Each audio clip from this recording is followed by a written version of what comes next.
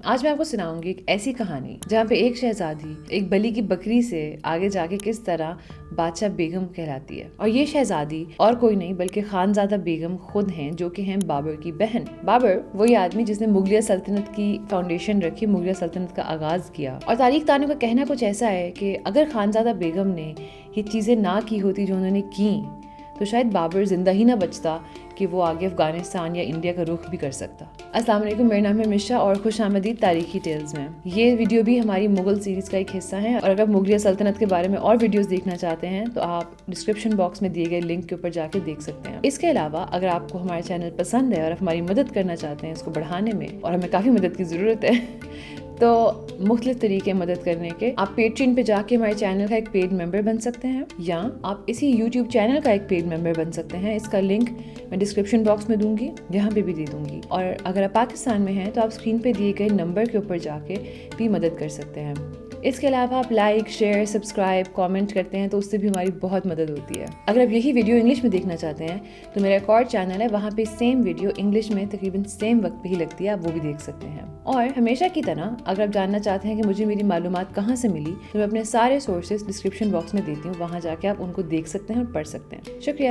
اب خانزادہ بیگم جو ہیں وہ تھیں بابر کی بہن، اور یہ کوئی اسٹیپ سسٹر نہیں تھی. یہ بابر کہتے ہیں کہ میری فل سسٹر ہیں، مطلب ان کے ماں باپ دونوں سیم ہیں، اور یہ ہوتی ہیں بابر سے تقریباً 5 سال بڑی عمر میں. اب ان کا ہمیں رول تب نظر آتا ہے جب بہت دیر پہلے، ابھی تو بابر نے سوچا بھی نہیں ہوتا کہ افغانستان یا انڈیا کی طرف بڑھے، ابھی تو یہ سینٹرل ایشیا میں آپس میں جنگوں میں لگا ہوتا ہے. اور اس وقت سن 1500 چل رہا ہوتا ہے، اور یہ شیبانی خان کے ہاتھوں سے سمرقند واپس لے کے ہٹا ہوتا ہے بابر. اور ہوا یہ ہوتا ہے کہ شیبانی خان سمرقند لے کے اس کے بعد چلا جاتا ہے سردیوں میں اپنے کچھ بندے وہاں چھوڑ کے، اور بابر بمشکل کوئی 100-200 لوگوں کے ساتھ سمرقند واپس حاصل کر لیتا ہے، بڑی مشکل سے. اور بہت مارکا مارا ہوتا ہے اس نے ایک طرح کا یہ. اور وہاں پہ جب وہ حاصل کر لیتا ہے، وہ اپنے سارے رشتہ داروں کو، اپنے سارے عزیزوں کو لکھتا ہے کہ بھائی مجھے مدد بھیجو، مجھے اور بندے بھیجو، میں اب اس کو صحیح سے پکڑ لوں، کہیں واپس آ کے شیبانی خان لے نہ جائے میرے سے، مجھے بندے چاہیے. لیکن کوئی بھی بابر کا ہاتھ نہیں پکڑتا، کوئی مدد نہیں بھیجتا.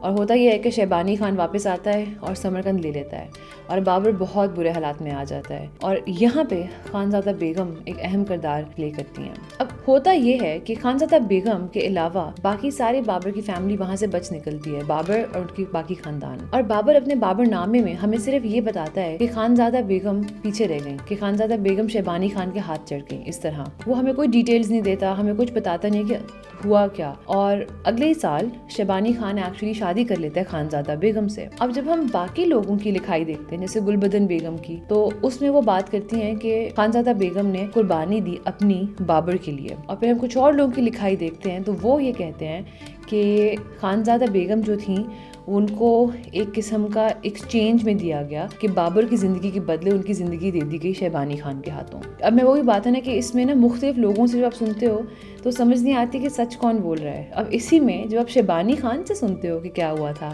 کیونکہ اس کی بھی ایک کتاب ہے شیبانی نامہ، اس میں وہ یہ بتاتا ہے کہ خانزادہ بیگم اور اس کی جو ہے وہ ایک لو میرج ہے، کہ وہ ایک دوسرے سے محبت کرتے ہیں اور وہ ایک دوسرے کو پسند کرتے ہیں، اور اس لیے اس نے خانزادہ بیگم کو اپنے پاس روکا اور ان سے شادی کی. تو وہ تو کہانی بدل لیتا ہے کمپلیٹلی، کیا پتا وہ سچ ہو، بٹ باقی لوگوں کے اگر ہم پڑھیں لکھائی تو ایسا نہیں لگتا کہ سچ ہے. کچھ لوگ کہتے ہیں کہ شیبانی خان نے ایکچولی شرط رکھی تھی کہ بابر کی زندگی کے بدلے خانزادہ بیگم کی زندگی، اور وہ کچھ اس طرح کا کہتا ہے بابر کو کہ اگر تم میری شادی کروا دو کہ خانزادہ بیگم سے، تبھی ہم دونوں کے بیچ میں کوئی دوستی کا ہاتھ پڑ سکتا ہے. تو بیسکلی آپ جس کے نظریے سے دیکھو اسے ڈفرینٹ کہانی مل رہی. گلبدن کہہ رہی ہے کہ خانزادہ بیگم میں سے تحفہ دے دی گئی تھیں، کوئی اور کہہ رہا ہے کہ نہیں، اس کو بابر کی زندگی کے بدلے میں پوری نیگوشیشنز کر کے ایسے دیا گیا تھا. بابر کہہ رہا ہے کہ بھائی وہ وہاں رہ گئی تھی ہم اسے بچا نہیں سکے، وہ اس کے ہاتھ چڑھ گئی.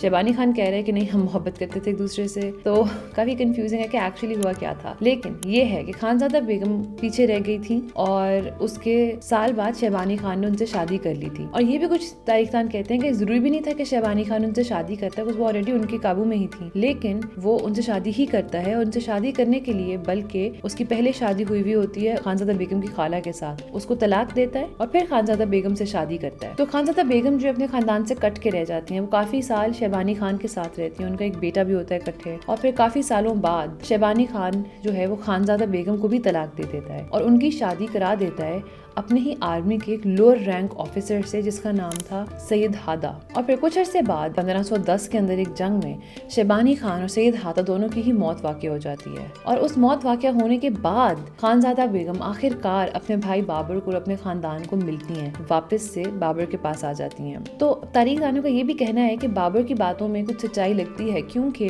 अगर तो ये प्यार मोहब्बत की शादी होती तो 10 सालों के टाइम के अंदर वो अपने खानदान से राब्ते में तो रहती ना कम से कम, लेकिन ऐसा नहीं था। वो बिल्कुल भी नहीं मिल सकती थी, ना ही मिली थी कभी उनसे। शैबानी खान के मरने के बाद ही वो बाबर से मिल सकी। फिर अब कहते हैं कि जब वापस आ जाती हैं बाबर के दरबार में, तो वहाँ बाबर उन्हें बहुत इज्जत देता है, उनकी हर बात सर आंखों पे रखता है और उनकी एडवाइस लेता है, और उनको ये बात बहुत दफा तस्लीम करता है कि उन्होंने मेरे लिए बहुत बड़ी कुर्बानी दी। और कहते हैं कि वो इतना उनका करता था कि उसके मरने के बाद भी खानजादा बेगम का मुकाम कम नहीं होता दरबार में, बल्कि जो गुलबदन बेगम जिन्होंने हुमायूं नामा लिखा है, वो भी अक्सर खानजादा बेगम के बारे में बताती हैं। उसमें बताती हैं कि किस तरह इनका शुमार था उन औरतों में जो कि दानिशमंद समझी जाती थी, जिनके पास लोग अपने मसले लेके जाते थे हल करवाने के लिए। यहाँ तक कि जब हुमायूं का दौर चल रहा होता है तो उसके अंदर जब माहम बेगम की मौत वाक़या हो जाती है, तो उसके बाद खानजादा बेगम ही वो औरत होती हैं जो कि सारा का सारा शाही घराना चला रही होती हैं, और उनको हुमायूं ये लक़ब देता है बादशाह बेगम का।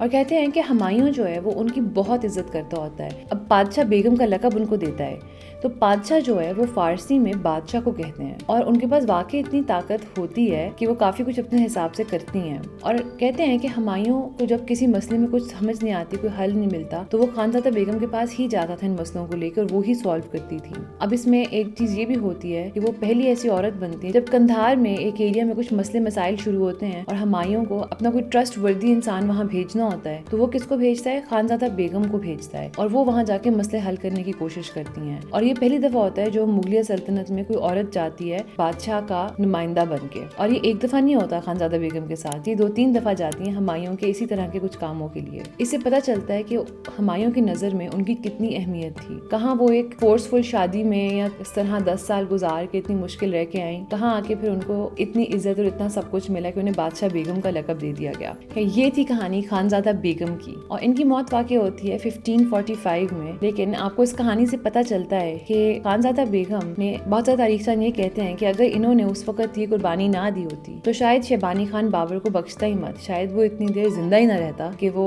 इंडिया की तरफ रुख भी करता और ये मुगलिया सल्तनत और ये सारा कुछ होता। तो मुझे बात बहुत मज़े की लगी थी कि कितने बड़े बड़े लोगों की कहानियों में कितने लोगों की छोटी छोटी कुर्बानियाँ भी होती हैं जो कि शायद कभी हमें पता ही ना चलती अगर इतने लोगों ने इस कहानी के बारे में लिखा ना होता। और अगर अब लिखा है तो हमें पढ़ना चाहिए और हमें एक दूसरे को बताना चाहिए। आप मुझे ज़रूर बताइएगा आपको वीडियो कैसी लगी। आपसे मुलाकात होगी अगले हफ्ते। खुदा हाफिज़।